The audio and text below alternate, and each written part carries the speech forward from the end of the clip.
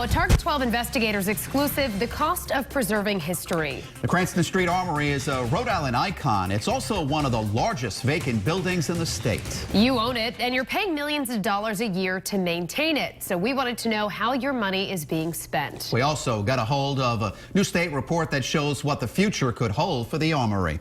Target 12 investigator Walt Buteau is here now with the exclusive details.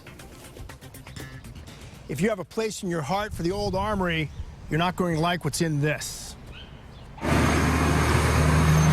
From its basement to its turrets, about 200 feet in the air, there's enough space inside to hold about 4 football fields. In fact, the Patriots practiced in the 2-acre drill hall back in 1973. Governor John Chafee held his 1965 inauguration here. It was featured on postcards about 100 years ago. But that's the past.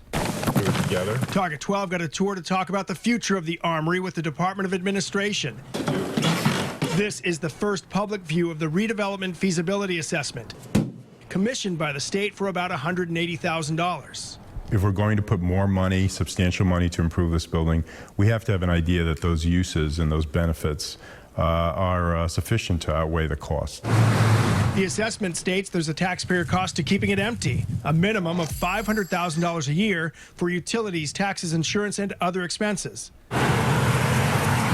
Plus, we're told deferred maintenance over the years has caused several issues to the building, which is why you see scaffolding around it right now. The state so far has allocated $5.5 million through 2018 to shore it up. The cost of refurbishing it and converting the space into apartments or offices is as staggering as the Armory is immense. According to the assessment, a $100 million investment is needed, but would create an asset worth only $20 to $25 million. There could be a brewery in the basement. It could be a business incubator space. Kari Lang is a believer in the value of renovating the Armory. She's the West Broadway Neighborhood Association executive director, who's been pushing to bring the monument back to life for about 20 years. I would say that cost is not that high. Relative to what it could be. Relative to what it could be. She argues the cost would renovate a piece of history and bring commerce and energy to Providence's West End. The assessment offers a couple of other numbers. Mothballing the building, basically shoring it up but leaving it empty, would cost about $1.2 million. And in what would be a nightmare to anyone who appreciates the Armory's history and architecture, demolition would cost about $5 million. There are no plans right now to tear down the 109-year-old landmark. The current goal is to get ideas about what to do with the Armory and how to pay for it.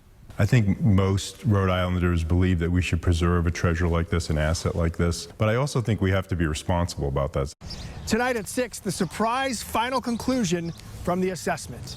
With the Target 12 investigators in Providence, Walt Buteau, Eyewitness News.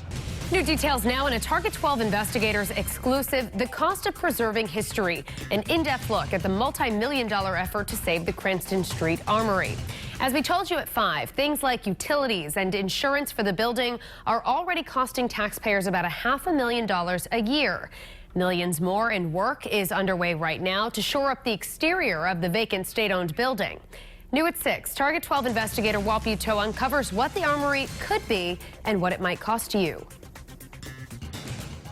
Target 12 already gave you your first look at the 116-page assessment of the towering Armory.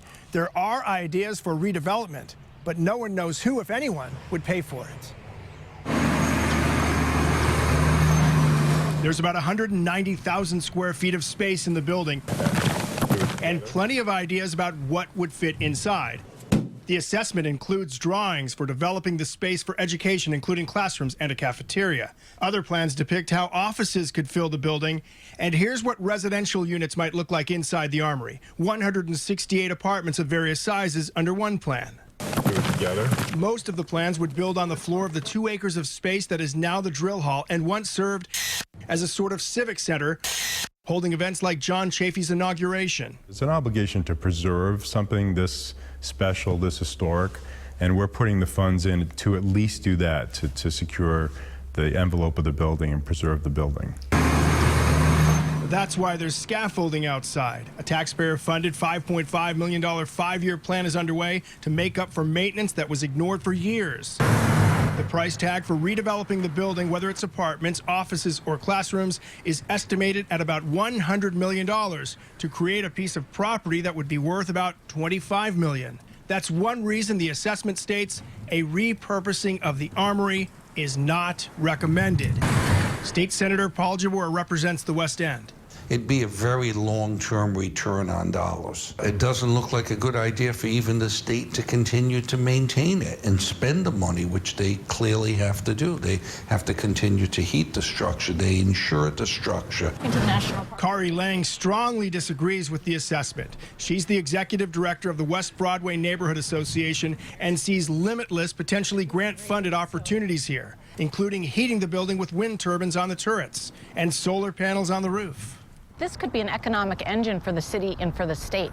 The possibilities are really great for this building, and it's another way to put us on the map. The debate is already underway. Stakeholders from the community, the state, and the city have already met once and plan on meeting again to decide what will happen to one of the largest vacant buildings in the state. With the Target 12 investigators, Walt Buteau, Eyewitness News.